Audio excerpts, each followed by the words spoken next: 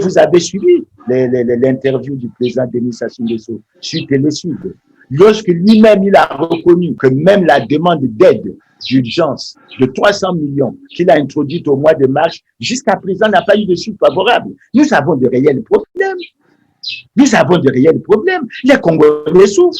Monsieur Christian Pellet, est-ce que vous savez que depuis le début de l'année, les retraités n'ont touché aucune pension? Ils vivent comment? Ça fait 4 mois qu'ils n'ont pas touché de pension. Les étudiants n'ont pas touché de bourse. Les travailleurs de Louandjili, ils sont en train de tempester parce que ça fait 18 mois.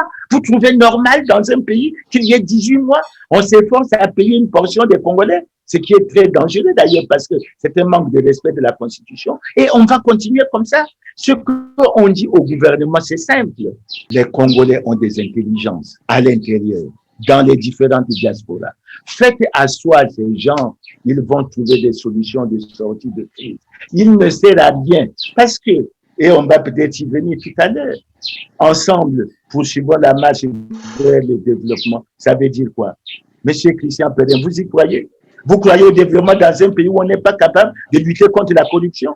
Notre indice de corruption est de 19 sur 100 au plan mondial. Nous sommes parmi les pays les plus corrompus du monde. Nous sommes dans le top 10 des pays africains les plus corrompus.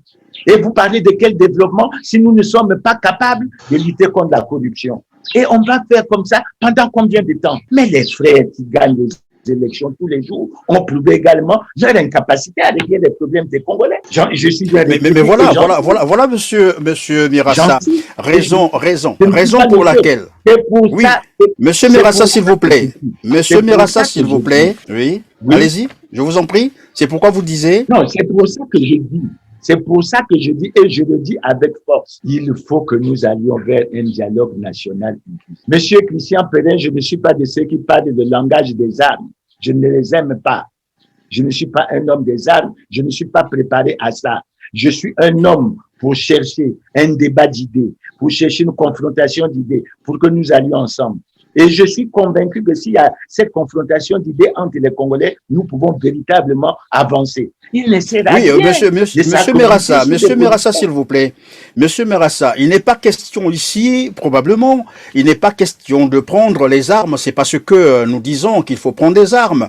Vous venez là de citer tout un tas de problèmes qui minent le Congo.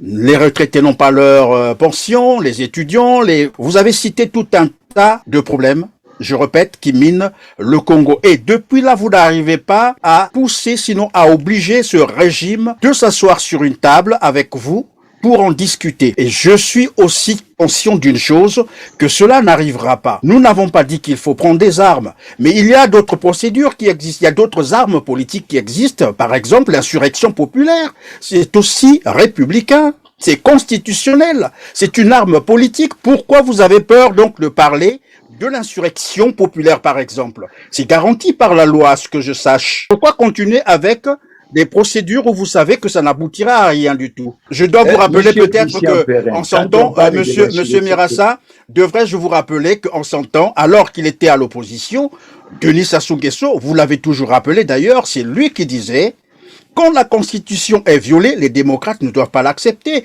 Et nous savons également qu'à un moment donné, il a même dit, si le gouvernement Lissouba ne respecte pas la Constitution, il va porter sa tenue.